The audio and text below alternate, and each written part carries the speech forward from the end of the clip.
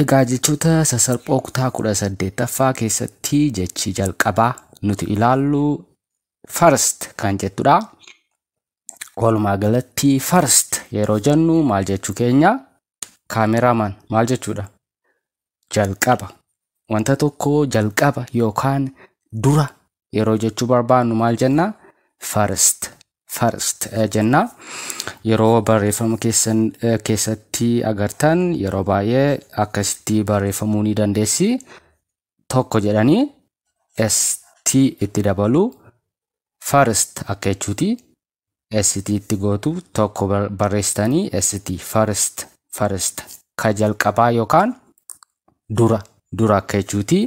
Mee fakkeenya fudhannee hima keessatti immoo haa ilaallu. Isheen jalqabaa do this first. Fakkeenyaaf hiriyyaan keessan tokko do this first yoo isiniin jedhe maal jechuu isaati? Jalqaba isa kana dalagi akka jechuu isaati. Isin dalagaa yookaan hojii 3 yookaan 4 yoo qabdu ta'e guyyaa sana hiriyyaan keessan do this first yoo isiniin jedhe isa kana dura hojjedhu yookaan dalagi akka jechuuti. Egaa jechi do jettu kun hojjechuu yookaan wanta tokko gochuu akka jechuuti. Jechi do jettu kuni this jechuun immoo kana. First jechuun jalqaba yookaan dura. Isa kaan dura isa kana dalagi yoo jechuu barbaaddan do this first. Fakkeenyaaf ani hojii 3 kanan hojjechuu qabu guyyaa har'aa hojii 3 kanan ani hojjechuu qabu yoo jiraatan sadan kana keessaa hiriyyaan koo isa kana dura hojjedhu yoo naan jechuu barbaade qubaan yookaan natti agarsiisaa do this first naan jedha. Inni immoo maal jechuudha? Isa kana dura hojjedhu. Duun hojjechuu yookaan wanta tokko gochuudha. This jechuun immoo isa kana. Fakkeenyaaf bakka kanatti bakka this jettu kanatti that yoo buusne maal taati? Isa sana dura hojjedhu akka jechuuti. Wantoota qeenxee ta'aniif kan itti fayyadamnudha. Kana dura ilaallee turre. Do that first yoon jedhe isa sana dura hojjedhuudha. Do this first yoon jedhe immoo isa kana dura hojjedhu. First jalqaba yookaan dura akka jechuuti. Fakkeenyi inni lammataa let me speak first. Let me speak first. Akkan dura dubbadhuuf naa eeyyami akka jechuuti. Gara afaan Oromootti yeroo hiikamu speak jechuun dubbachuudha. First jalqabadha. Yeroo let jettan immoo let me yeroo jettan nama sanaan akkan jalqaba dubbadhuuf naa eeyyami yookaan duran dubbadha akka jechuuti. Fakkeenyaaf namni tokko walgayii otoo ta'aa jiru akkanani dura dubbadhuuf naa eeyyama yookaan naa eeyyami yoo jechuu barbaade let me speak first jedha.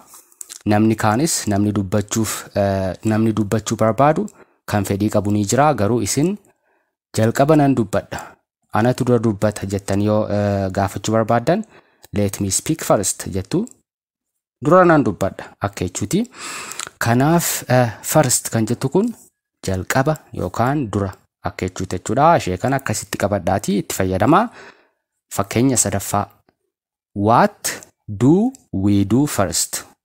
Fakkeenyaaf hiriyaa keessan waliin hojii yookaan dalagaa isin hojjettan 3tu jira yoo ta'e hojii yookaan dalagaa 3 qabdu yoo ta'e dalagaa kana keessaa yookaan hojii kana keessaa isa kam dura hojjenna yoo jechuu barbaaddan what do we do first jettu. What jechuun maal akka jechuuti. Do jechuun isheen kun gaaffii gaafachuudhaaf kan galteedha. Egaa duun gaaffii gaafachuudhaafis jecha itti fayyadamnudha. Bakka kanatti immoo hojii sana ibsiti. Do lamatu jira hima kana keessaa.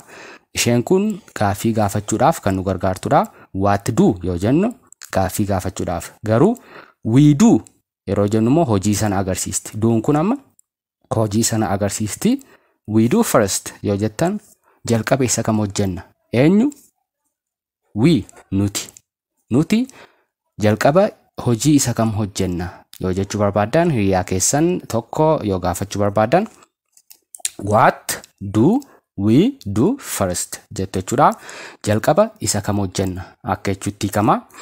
Egaa jecha first jettu kana sadarkaa keessaniif yookaan sadarkaa nama Ingiliffa eegalee dubbachaa jiruuf faayidaa tokko qofaa ishee kana barraan baay'ee gahaadha. Jalqaba yookaan dura jettanitti fayyadamuudhaafi isheen kaan maalidha?